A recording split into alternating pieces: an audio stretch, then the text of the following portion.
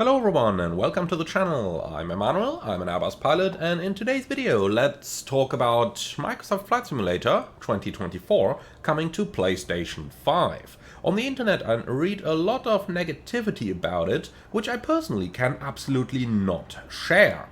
So let's go over the reasons why, and let's talk about why I personally think that it is a very good thing that Flight Simulator is going to PlayStation. So let's start by going over a little bit of the critique that we find on the internet. A lot of the critics say that Asobo should be fixing their bugs first before actually sending the simulator to another platform. And obviously that is a very valid argument, saying that, well, I've already paid for it on this platform, whether that's PC or Xbox, so they should be making that work absolutely fine before any other new platforms are worked on, and I agree with that. However, we gotta have a look at the different types of issues that Flight Simulator 2024 has. For example, you can see that I'm doing a walk around of my A330 in Düsseldorf over here, and once that walk around is complete, I will be flying it on towards New York. That's going to be a 9-hour flight roughly, and that will be absolutely no problem, because once the flight is actually loaded in FS 2024, you barely have any issues. There are of course some things that can be improved, but think of it from a developer's perspective. Those developers dealing with the parts where the simulator has issues, which are mostly user interface and career mode, are not going to be the same developers that will be dealing with things like aerodynamics, weather, scenery, and so on. And all of those parts can still be worked on, while those who are mainly going to be responsible for bringing the simulator to PlayStation will probably be the guys working on the UI and stuff like that. Now, didn't I just say that the UI was a problem? I did. And truth be told, of course there will have to be some consequences there. I think there's absolutely no doubt about it. However, I think it's fair to say that PlayStation is going to bring one very big advantage to the entirety of the community. First of all, PlayStation once again doesn't have the hardware power that a lot of the modern gaming PCs have. That means they will have to optimize the simulator to work better. Now, yes, in the past, console games were usually better optimized than their PC equivalents. There are loads of examples for that, and stuff on console usually worked better than it did on PC. And while that is true, a lot of the things that are going to be particular to a flight simulator can't really just be dumped down that easily. Think about stuff like the weather, the scenery, or the flight dynamics.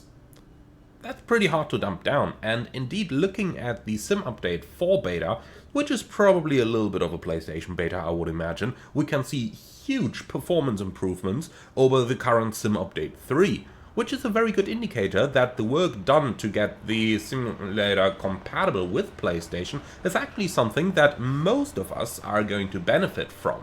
Now, obviously,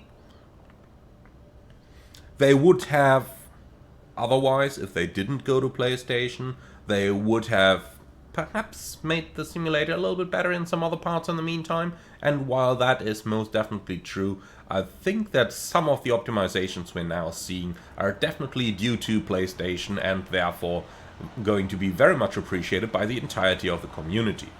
However, apart from that, there are a couple other parts which I think we should take into consideration, and the main one over there is the simple fact that while Europe and the US are kinda dominated by Xbox and PCs, almost the entirety of Asia is dominated by PlayStation. And making this market accessible is going to increase the revenue from Flight Simulator incredibly, and therefore also going to increase the money spent into developing the platform further.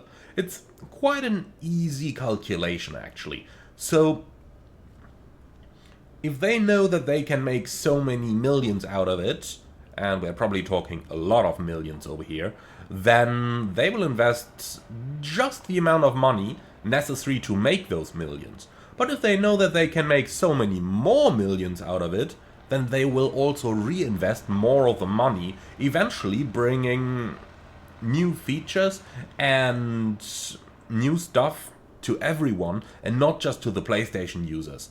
And everyone's going to benefit from that, which I think is a really good argument for actually bringing it to PlayStation.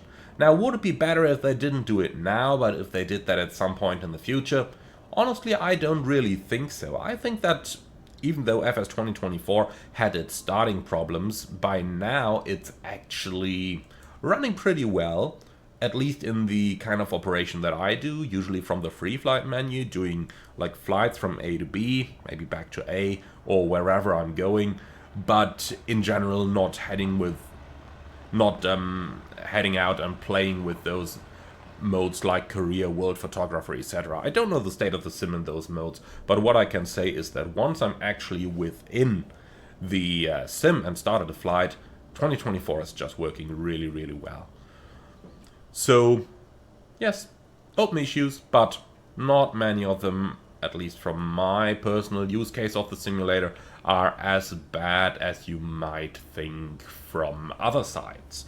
Now, overall, I mainly see the advantage over here that more customers are going to generate more revenue for everyone, so not just for Asobo themselves, but also for add-on aircraft developers like PMDG, like InnyBuilds and others. And overall, more revenue means more budget for future developments, means things are going to get better for everyone. And that's the main point that I see from bringing that simulator to a new platform. So yes, while it is very easy to say that, well, they should be fixing their stuff first, which isn't entirely wrong, I think that the developers needed are not necessarily the same ones who can fix the open issues, and I think that bringing the simulator to a new audience is going to increase the budget available for developers and therefore eventually going to benefit us all. Well, my friends, and that's my view on Flight Simulator 2024 coming to PlayStation. Now, we've already finished this walk around thrice in this video right now, so let's make sure that we get back up into the cockpit to prepare for today's flight from Düsseldorf to New York. Thank you very much for watching, everyone. Leave your thoughts in the video description below, or rather in the comments below. Really looking forward to that and looking to what your thoughts on the sim going to PlayStation are. But for the time being, thank you very much for watching. As always, be sure to like, comment and subscribe if you're up for more. And with all of that out of the way, thank you very much. I'm looking forward to see you all again on the next one. As always, like, comment and subscribe. And then I'm looking forward to see you all again on the next one.